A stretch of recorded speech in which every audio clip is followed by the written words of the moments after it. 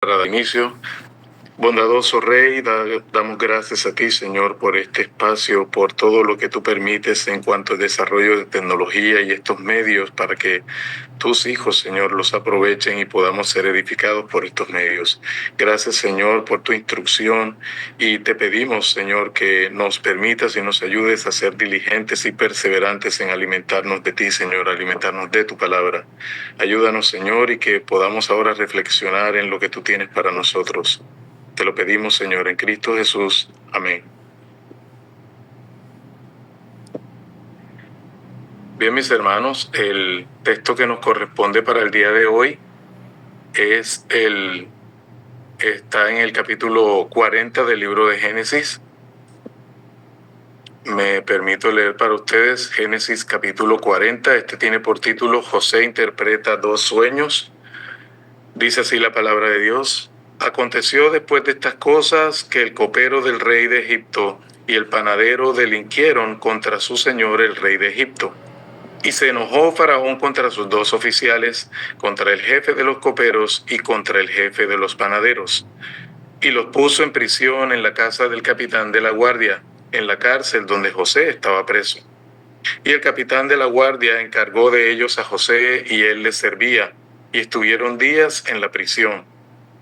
Y ambos, el copero y el panadero del rey de Egipto, que estaban arrestados en la prisión, tuvieron un sueño, cada uno su propio sueño en una misma noche, cada uno con su propio significado. Vino a ellos José por la mañana y los miró, y he aquí que estaban tristes. Y él preguntó a aquellos oficiales de Faraón que estaban con él en la prisión de la casa de su señor, diciendo, ¿por qué parecen hoy mal vuestros semblantes? Ellos le dijeron, hemos tenido un sueño y no hay quien lo interprete. Entonces les dijo José, ¿no son de Dios las interpretaciones? Contádmelo ahora. Entonces el jefe de los coperos contó su sueño a José y le dijo, yo soñaba que veía una vid delante de mí, y en la vid 3 sarmientos, y ella como que brotaba, y arrojaba su flor, viniendo a madurar sus racimos de uvas, y que la copa de Faraón estaba en mi mano, y tomaba yo las uvas, y las exprimía en la copa de Faraón, y daba yo la copa en manos de Faraón. Y le dijo José, esta es su interpretación. Los 3 sarmientos son 3 días. Al cabo de 3 días levantará a Faraón tu cabeza y te restituirá a tu puesto y darás la copa a Faraón en su mano, como solías hacerlo cuando eras su copero. Acuérdate pues de mí cuando tengas ese bien, y te ruego que uses conmigo de misericordia y hagas mención de mí a Faraón y me saques de esta casa. Porque fui hurtado de la tierra de los hebreos, y tampoco he hecho aquí porque me pusiesen en la cárcel. Viendo el jefe de los panaderos que había interpretado para bien, dijo a José, también yo soñé que veía 3 canastillos blancos sobre mi cabeza.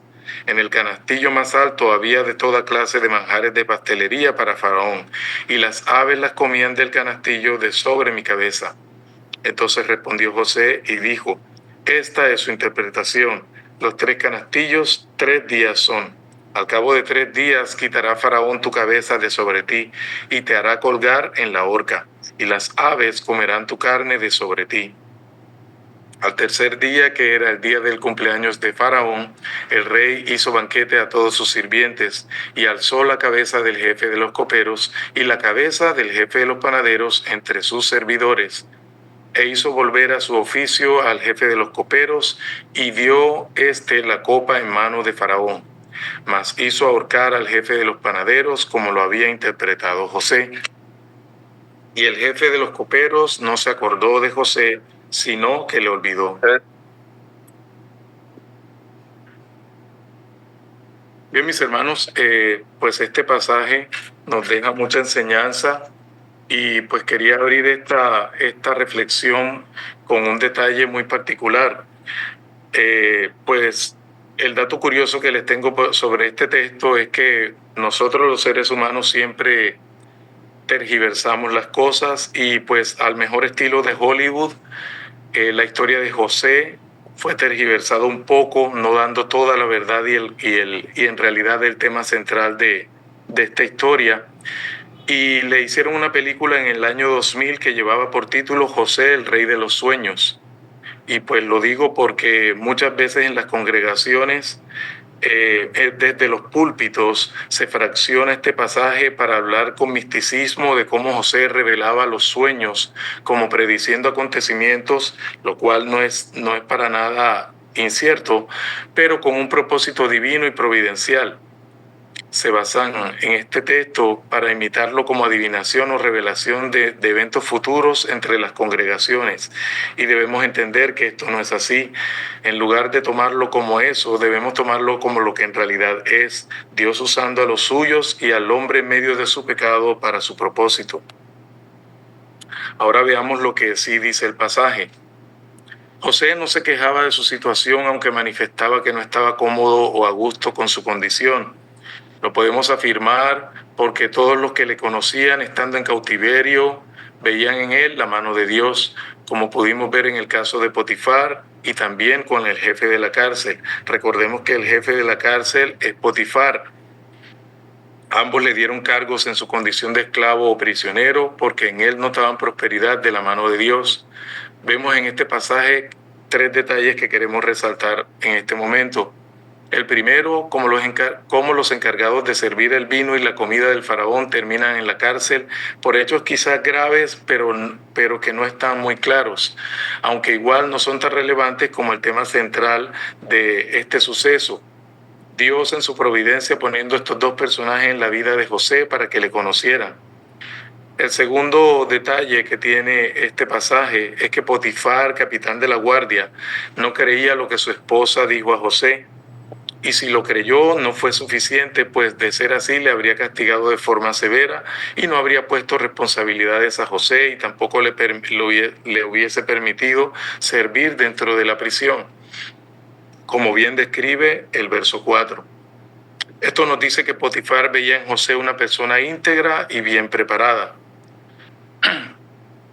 Lo tercero que quiero resaltar del pasaje es cómo José fue vendido, esclavizado y luego hecho preso injustamente. Los padecimientos de Cristo fueron incluso mucho peor, pero eso no le impidió cumplir el propósito eterno, servir para salvación de su pueblo. También podemos resaltar un poco la ingratitud de el panadero, del jefe que se encargaba de los vinos, el jefe de copas, quien a pesar de la solicitud de José y de haber interpretado bien su sueño, pues no se acordó de José. Vemos aquí cómo fue ingrato de su parte, pero también podemos ver que José, a pesar de estar en una situación incómoda, estar como prisionero, cómo él le servía al Señor. También podemos ver que tenía empatía con los que estaban con él, porque pues viendo su semblante les buscó para preguntarles por qué se veían así, para saber cuál era la razón de estar así. Entonces pues esto es lo que podemos resaltar de este pasaje, entendiendo pues que, como les decía, los sueños en su momento, en los tiempos de las escrituras, en los tiempos de José y todos estos relatos de la historia bíblica, tenían un propósito, y es el propósito que Dios puso en ellos, pero no como estos días queremos usarlo, o la gente los usa con fines de adivinación y no es en realidad para esto. Es bueno que veamos cómo los hijos de Dios, al igual que José, debemos en medio de las circunstancias seguirle sirviendo a Dios y entender que los padecimientos de Cristo fueron mucho peores de lo que cualquier cosa que podamos nosotros pasar de este lado de la eternidad.